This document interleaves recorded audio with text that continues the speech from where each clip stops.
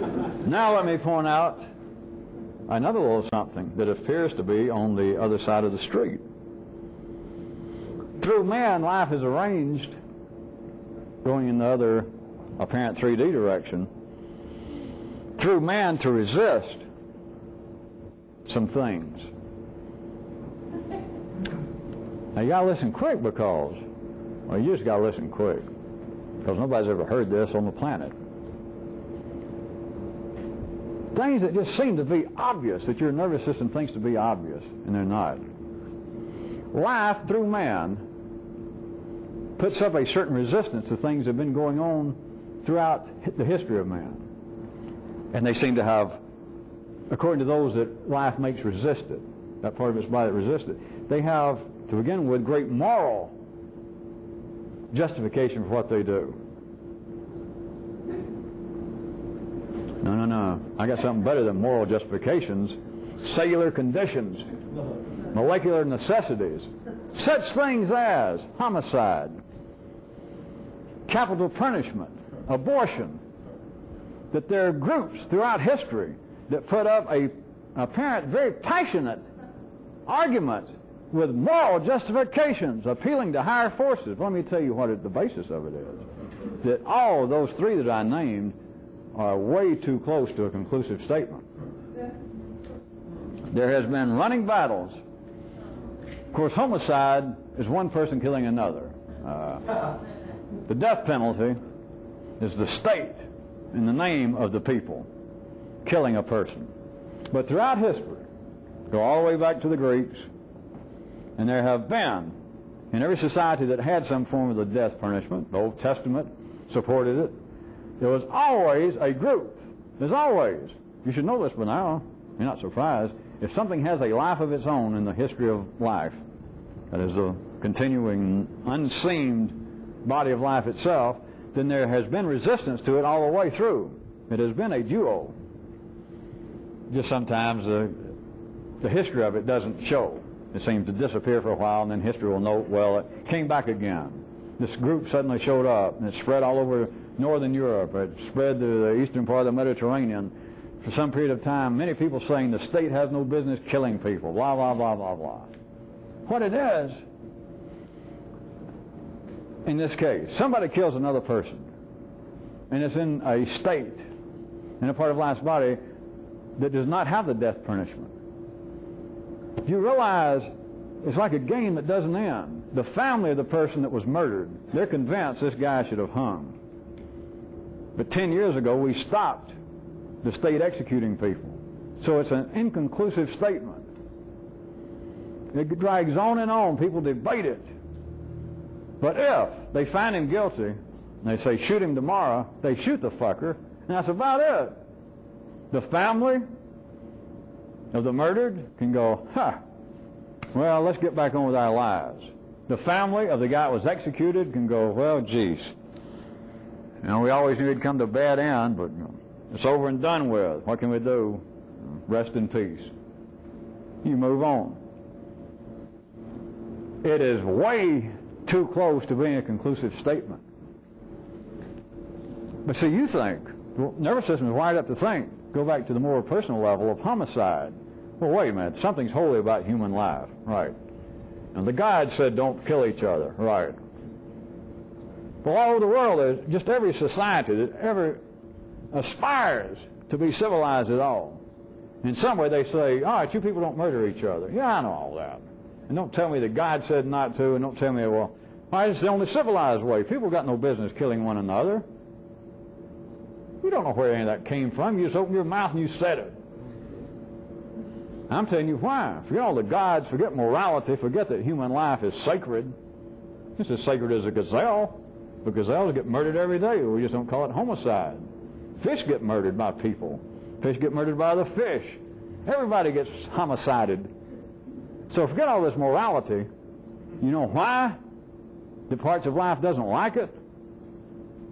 Because when you kill somebody, that is very close. Just on a small level, I'll grant you that. But there on one level is something dangerously resembling a conclusive statement. Turn the tape over. To say the very least, there are a string of examples that I could mention, and I'm not going to mention another damn one, of things.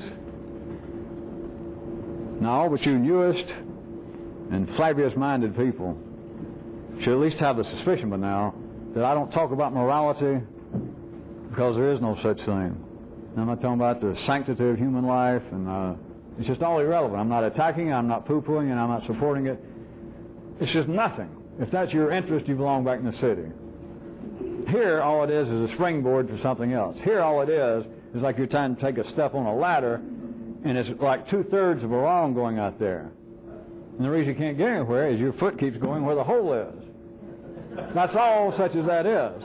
But there is a reality that makes people all over the world, whether you grew up supposedly in the culture of Judaism, Christianity, Islam, atheism, human secularism, there is something in almost all human nervous systems that feels when they hear we shouldn't kill each other. People should not kill each other.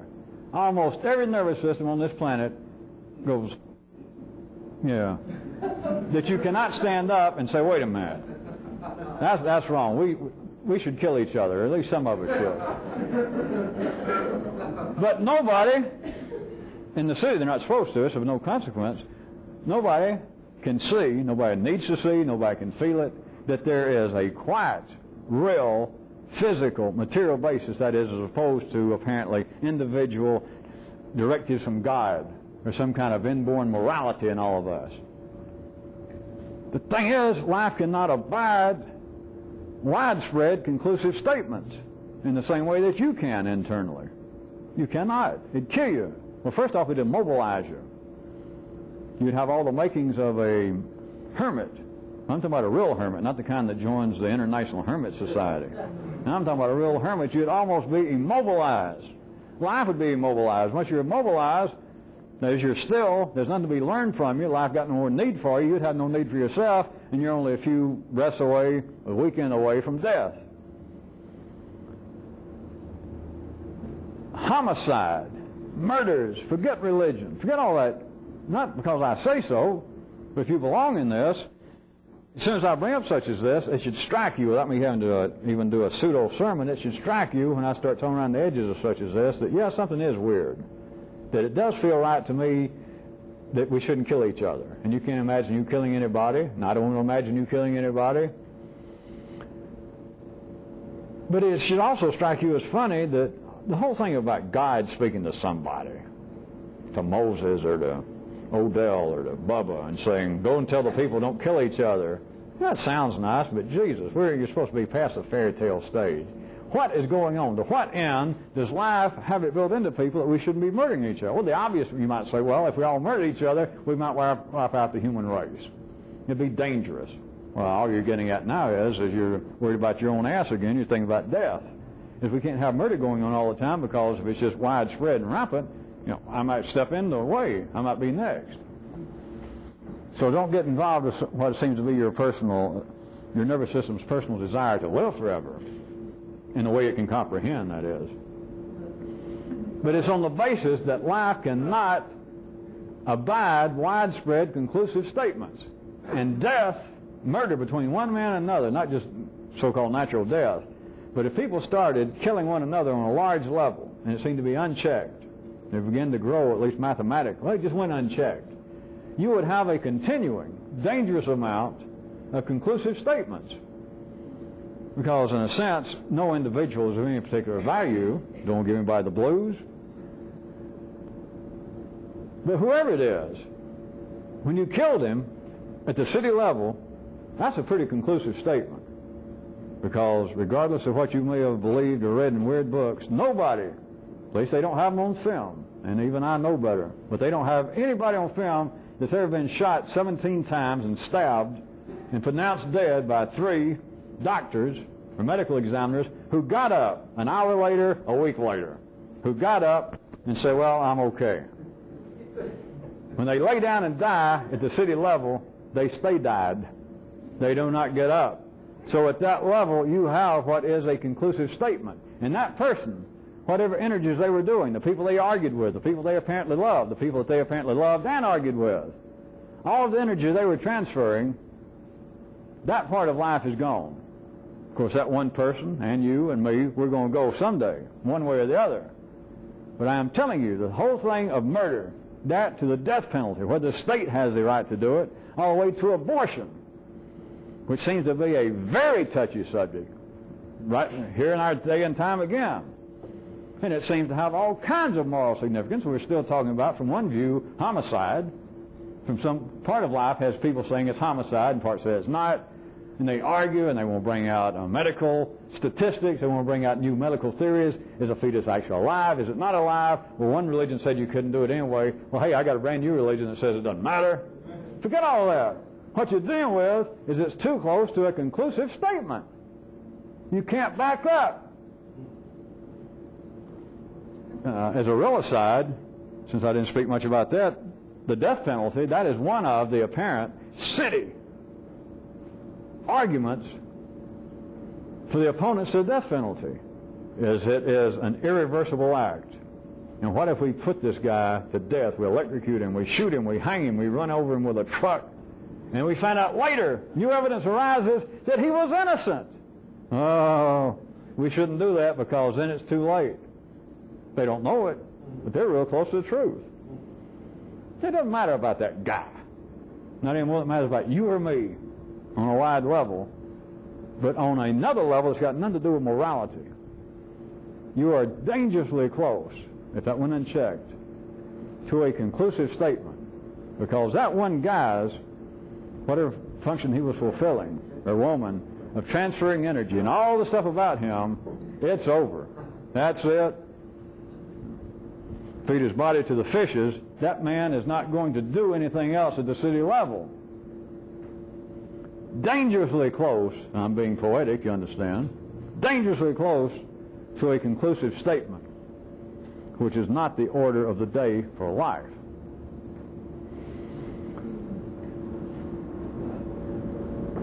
Well, let's see. We've already turned the tape over, so that means I've been talking how long? 45 minutes? So, the best I can figure, I am now already something like 39 minutes behind where I should be. So here we go. Here we really go.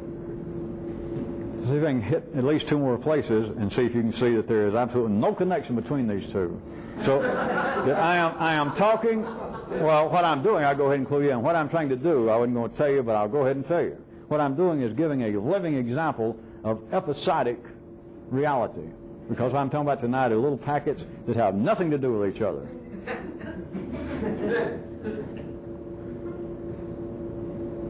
I always get a tick when I lie.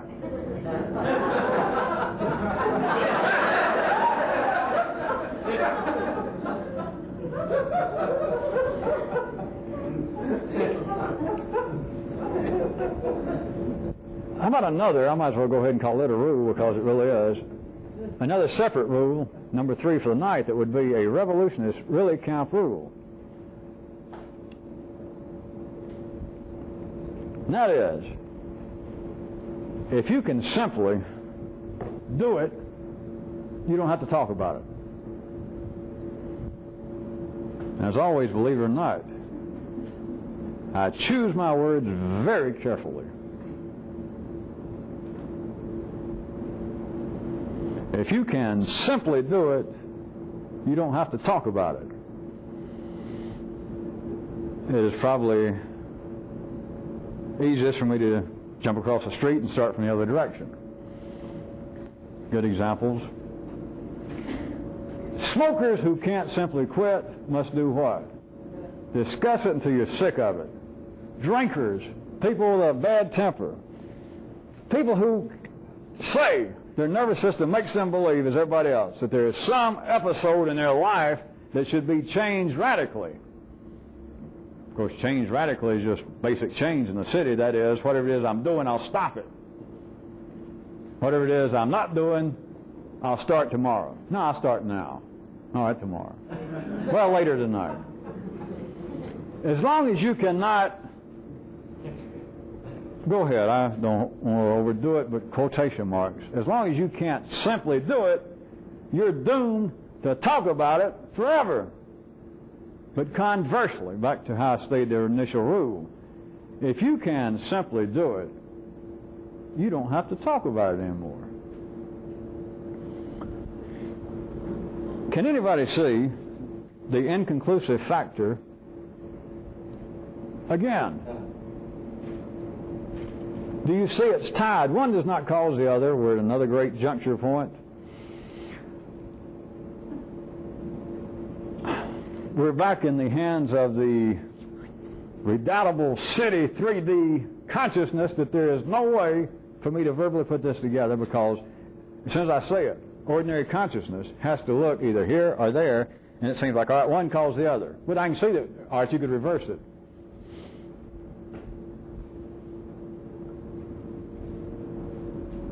One didn't cause the other. In a sense, they're not even connected. And in a sense, they're the same thing. That is the order of the day in the city of being inconclusive statements of reality. The connection I'm trying to hint and push you toward, I'm right here at it now.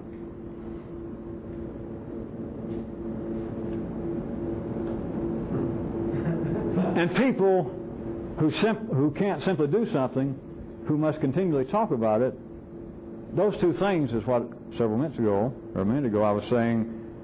At first, if you listen with one ear and one eye, you think, oh, I see, all right, one causes the other. If you're describing it correctly and I hear you, then life's need through man to have inconclusive statements is why people, it sounds obvious, that's why they continue to talk about, boy, I'm going to quit smoking. Boy, I'm going to quit smoking any day now. I see one causes the other. No. But you could say, all right, now I see, all right, people who continue to talk about so-and-so, that's what makes life seem to be full of inconclusive statements, because you're surrounded by people saying, well, tomorrow I'm going to lose weight, tomorrow I'm going to lose weight. And I've been living next to this guy, I've been living with this woman for 10 years, and once a week she says that. And so that's what causes the appearance in life, as you call it, of inconclusive statements. No. One doesn't cause the other, even vice versa. And as I said, they almost are the same thing, except that's not true. And some of you might be good enough to say, I see, they're the same thing. That's closer, but that's not true. Well, other than the fact that everything's fungible, but you got to be good to know that, and it doesn't matter. One doesn't cause the other. They're not the same thing. They're not even connected in a way, but in another way, it is throwing the rock through Einstein's great curved universe and waiting long enough, and it hits you in the back of the head while you're waiting for it. Except in the real universe, you would throw it out there, and suddenly you get hit back here and from both sides. The one rock would have become three. I'm just going to have to tonight tell you or ask you, can you see when I state, and most of you hear the reality of this, even if you can't go any further right now, that if you can simply do something, then you're not forced to talk about it, to say the very least. If you can simply do something, and many of you have had this experience already. We won't go into the length of time that you may have been able to persevere in this quest, but if you can simply, right now, tomorrow, some habit that you want to change, or some decision that I keep talking about, I'm going to take up running. I'm going to start running, and you've been talking about it. You're driving your husband or your wife crazy, your friends around the office. You keep looking in the paper, and you want to discuss the best running shoes. You even subscribe to some magazine, Runner's World. You take it to the office, and you discuss it with people who do run. And people every now and then ask you, when do you run? Maybe we'll run together. And you've been doing this for 2 years, and you hadn't taken up running. And you talk about it, it is an inconclusive statement in you. In the city, it doesn't matter. But here, you people do know, there's enough of you that know this. If tomorrow you could suddenly get up, now running's of no more importance than anything else.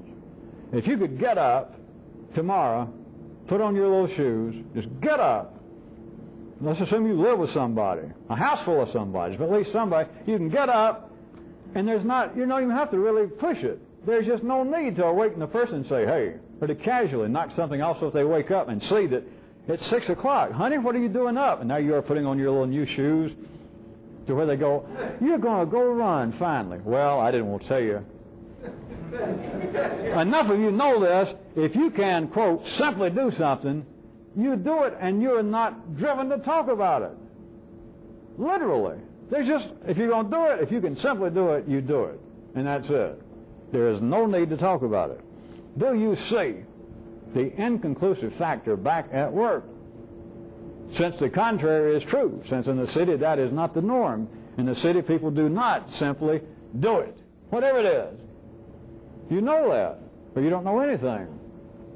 You can talk about it, and in the city, back at your own original level of consciousness, people, they almost take it synonymously as, well, I'm thinking about it, which is, in the city, oftentimes the same thing as doing it. I'm working my way up. I'm thinking about it. I'm getting enough information. I don't go out and start running and hurt myself. I've been reading all about shin splints and turning your ankle and pulling your... You've got to watch this. I'm getting up every morning now. I do a few little... I do some leg raises and I do a little stretching I saw some people do, and I got to find the right shoe. That is the nature of city life. It is inconclusive, and that is not merely some pejorative term. What it means is that these little tributaries are running through you of energy that apparently are some interest. They do not have an immediate beginning nor an end. They're not truly episodic in the sense that you and the store clerk had an argument and it began when you walked in and it ended when you left. Wherever it came, you can't remember. The thing I should get exercise. Well, I've been thinking about that for years, I guess, all the way from high school. You don't know exactly when, but you say, oh, high school, because I wasn't very athletic. No, I guess it was right when I got to college, and I began to worry about my health. I began to put on some weight. It seems to be a non-ending, is what I'm trying to get you to see, of an inconclusive statement, that there's not a finish to it. It is this continuing feel, to use my example, that I should be getting exercise. And then apparently it gets a little more refined. Running, that'd be the safest. The easiest, I can do it here and I don't have to buy any more equipment except those expensive shoes. But you never, perhaps the person takes up running. But in the city, you do know this, that is not really the end of the sentence. Because then they talk about it forever. Then they go to the office and they begin to tell people. They walk in with their tennis shoes on and their suit, and somebody says, what are you doing with your shoes? Tennis shoes. And they go, oh, I forgot. Oh. And somebody says, wait, have you actually started running after all this time? You go, well, yeah, don't tell everybody in the office I've been getting up at 6 and running. Then it becomes, he wants to run with other people. He wants to talk about it. He gets hurt. He hears about new shoes. You understand? It's simply a continuing hobby. It is a form of talking about it. It is an endless form of talking about it. Now, I picked out a fairly obvious material one of running, your life. That's what people talk about. Talk about their fucking life forever. You know, give me a break. I don't hear about it. Don't preach to me. Spare me the details. No, you don't know how interesting my life is. Where do you hear this? It's been years and years since I read my own book, but it's somewhere back in Magnus Machina. Remember about the guy that stumbled into this dark house and the voice and the stomping around. And the guy kept saying, wait a minute, trying to keep this thing, whatever it was, at arm's length, about let me tell you how I ended up here. And whether I could rewrite the story now, of course I could rewrite all my stories. At least the tacit, if not the overt, words of this breathing, stalking around thing in the dark was, spare me the details, Charlie. You're here. Yeah, but let me tell you how I got here. It's like, wait a minute, before whatever happens, let's talk about how I got here. And the thing didn't care how you got here. You're simply here. Yeah, but wait, you're going to find this real interesting. I just know you will. And out in the dark, this thing, whatever it was, my intention was for you to be able to see in the dark, this thing's going, yeah. Yeah, I can hardly wait. And you're going to take my breath away. That is the nature of life. It's not some story I made up. It's not an attack on you. All you got to do is think back. Everything that's happened up until now, this second. What was your main hobby in life? Me. What's the main sound you've made all these years? I don't care if you play the trombone or whether you sing or whether you make rude noises involuntarily with your body. What's been the main sound you've made all your life? A whine. What's been your major complaint with your life? Me. What is your favorite subject? Me. Yeah, but I don't like me. Wait a minute. What's your favorite subject? Well, me, but I don't like me. That's a side where you ought to be set right quick. That's another form of the inconclusive statement. If you could simply do anything, if you could simply live, you wouldn't have to talk about it. Doesn't mean you'd be antisocial. It doesn't mean anything. Doesn't mean anything I'd care to tell you in the city. But it obviously, or you would think that it doesn't mean that you're antisocial or you become a hermit. But you don't have, if you can simply do anything, all the way from my hard material example, if you wanted to quit smoking, or if you wanted to quit drinking, and you were drinking, every day of the week after work, if you could simply do it, there would be nothing to say, literally. This is not for me to try to win you over to some philosophy, for me to say that you should be the strong, silent type. I'm telling you naturally how it would be. I'm just telling you. As far as words will go, if there's anything you can simply do, you'll find out. You simply do it, and you're not driven to talk about it. I don't mean that you're trying to hide, waiting for somebody to say, I just realized you don't drink anymore. God! And not only am I impressed by that, I am doubly impressed because you haven't even pointed it out. You wait for us to discover that a guy that was as big a sot almost as the rest of us, and you quit. God, that's impressive, and you didn't mention it. What a guy, what a guy. It ain't that. Because again, well, you wouldn't be playing that if somebody tried it. Anyway, it's not the way it works. If you could simply do anything, you are not driven to talk about it. But conversely, as long as there's something that you cannot simply do, you're driven to talk about it infinitely, at least until the day you die. And now forget the drinking and the smoking, your fucking life. If there was some way that you could live, if there was some way that you could be you, and whatever it was that the be you seemed to be, all right, well, I'll do it. And so you do this one thing, and you see if that cures it. Like I've been coughing and spitting up blood every morning, so I'll quit smoking. You quit smoking, and you quit coughing and spitting up blood. All right? So far, so good. Now back to something that seems a little less specific. Parts of you that wants to be something, all right, I'll be that. You know, I get this morning, I'll be that. If it doesn't work out, hell, go back to smoking. Go back to being you. If you could simply do it, you do it. If you can't do it, you talk about it. You are part of life's continuing, inconclusive statement.